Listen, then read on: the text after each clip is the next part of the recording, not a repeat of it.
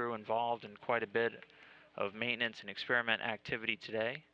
Don Pettit and Alla Kononenko are taking a look at the amine swing bed hardware, which Pettit has been working on over the last few hours.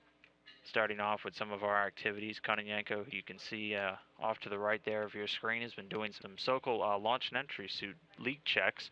Those are the suits that he, Pettit, and Kuipers will wear on their upcoming July 1st landing when they depart the International Space Station after spending over 190 days on orbit.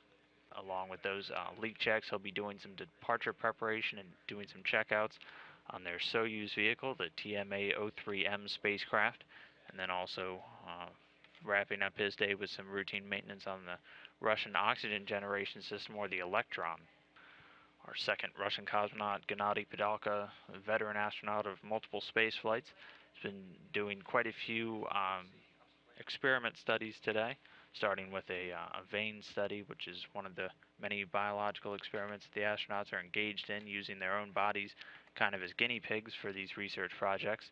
He's also been working with the plasma crystal experiment, which looks to study how dust structures and dust plasma structures coalesce and form in that microgravity environment.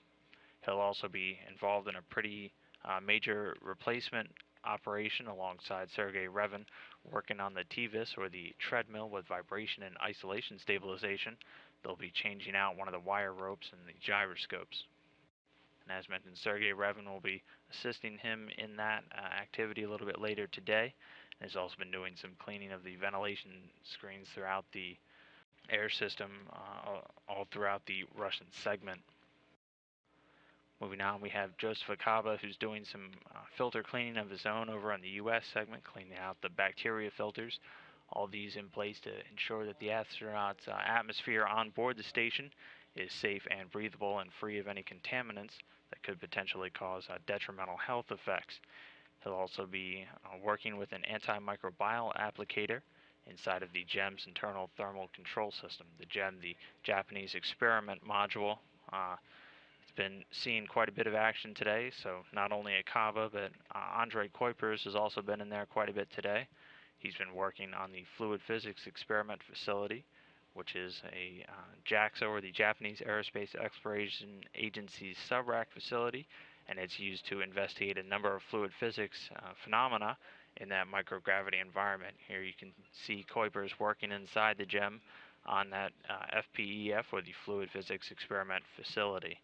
He'll also be doing some work with the environmental health system using a surface sampler kit and a microbial air sampler kit, doing some analysis and taking some data for teams down here on the ground to use, again ensuring that the surfaces and the breathing air of the atmosphere on board the station are all checking out. And meanwhile, Don Pettit, who we saw working on that amine swing bed just a little while ago, that swing bed is an investigation which is hoping to determine if a vacuum regenerated system can effectively remove carbon dioxide from the International Space Station, as that is one of the vital tasks as these astronauts exhale. They're continually changing the composition of the atmosphere from less oxygen to more carbon dioxide, so it consistently has to be scrubbed out in order to ensure that their atmosphere is safe for breathing.